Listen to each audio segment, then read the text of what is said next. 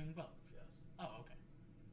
Finally, after some confusion from the Mexican, notice that's why the title says what it says. Did you say one? Did you say stop? Did you just hold off on me? That's fine. We'll just keep it rolling. I don't know if we're actually live or not, because this is the first time we've done a double recording and stream. See, now we just don't look professional. But good thing we ain't professional around here, because I am the man with the plan, Jeremy Mix, my cohorts, my best friend.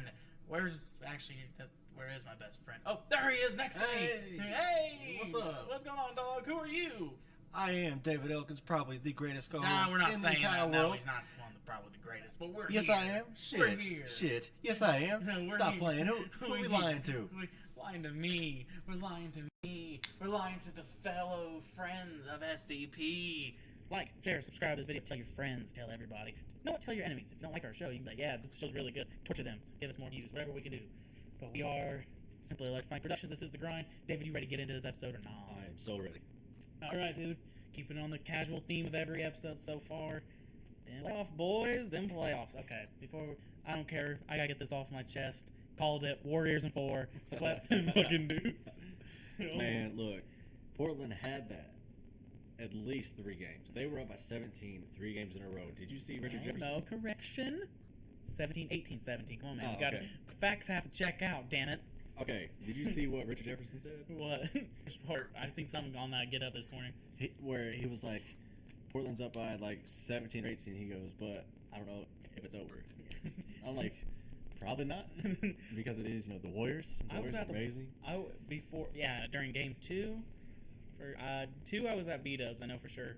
Game 3, I was at the bar. Game 4, I was at the bar. And we were all drinking one night. And they were down 17, and one of my buddies go, "You think Warriors are over? You think they're gonna lose this game?" I said, "What time is it?" They go, "Oh, it's the beginning. It's like halfway through the third." I go, "Oh, nope, they got it." He goes, "You really think so?" I'm like, "Yeah, why not?" I was like, "Anything can happen." And then they did it, and then they did it again, and then oh wait, look, they did it again, and like it's just we got a guy in Damian Lillard that if anyone says to me, "Oh, he has broken ribs," guess what? If he was truly to the point where he couldn't play basketball, he wouldn't be out there. But he even said so himself. He said that's no excuse. Yeah, it's no excuse, exactly. So people shouldn't even be making an excuse for him. And honestly, it's just like does he really have broken ribs? It's pretty convenient that we keep blowing fucking games and people get hurt. Last year in the finals, LeBron broke his hand conveniently. It's why we got swept. I got swept. I punched the locker and broke my hand. Bitch, you soft. You ain't punching shit. You had cramps and went out. Yeah, he had menstrual cramps one game back in San Antonio. So I ain't tripping about that. So, but no joke, dude. But now I was sitting there. I just remember talking to some friends last week and I was like, first thing they asked me was like, "Oh, Warriors versus Portland. What do you think?" I said, "Warriors in 4." And then I had some idiot going, "Oh, dude, they'll win 2 at least. Go 6." Do you even watch basketball? So they barely walked away from that Nuggets series. I'm like, Golden State just beat the Rockets, who's literally on a whole nother level compared to Portland. Okay, it goes Golden State. There's this giant ass gap. There's the Rockets, and then there's another big gap, and then there's the rest of the West. Okay, people are like, well, the Denver Nuggets are good. So good they lost in 7 to the Portland Trailblazers. Okay, right. They're not. Someone goes, I think the Nuggets would have gave the Warriors a better series. Well, guess what? They should have got out of the second round. That's how I look at it. It's like when a couple years back, Boston and the Wizards won Game 7. And people were like, I remember when John Wall and Bradley Beal was like, "Oh, the Cavs are lucky they didn't get us." Well, you should have closed out Boston. You didn't get the job done. So clearly you wouldn't have done any better. It's like, people are just stupid. But how do you feel about that series anyway, how it went down? I mean, honestly, I'm just like, it's really whatever. Because me being a Pacers fan, I haven't been following the NBA playoffs too much. But we do a fucking sports show and we talk about the playoffs, and you're telling people you don't really follow it too much. Well, as far as watching the games, I will look up the highlights. I will I'm not gonna sit game in and game out and watch. Especially in the early games, I get what you mean. Like game 1, okay, first off, in any series, game 1, yes, it matters, but actually interest level wise, I don't really need to watch it. But I get what you mean. You ain't really watching the games and stuff. I felt like some of those Warrior games, I was at the bar and there was the only thing on TV. It was really fun to watch.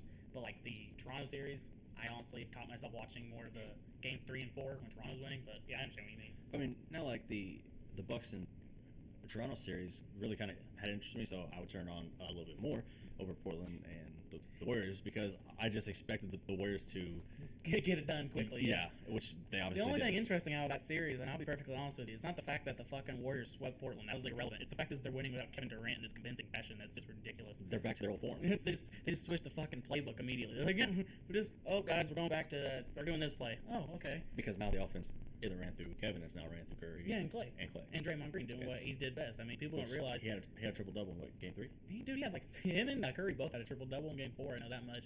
And I'm pretty sure Draymond averaged a triple-double this series. If not, it was damn close, because I'm pretty sure he had 2 triple-doubles this series. I know he put up multiple doubles. I think all 4 games he put up a double-double, but I know he's had multiple triple-doubles. I just can't tell you off the top of my head. And I will say that this is, for Toronto and the Milwaukee Bucks, I absolutely hate Toronto because I feel like that every time that Toronto loses, Ibaka always tries to fight somebody.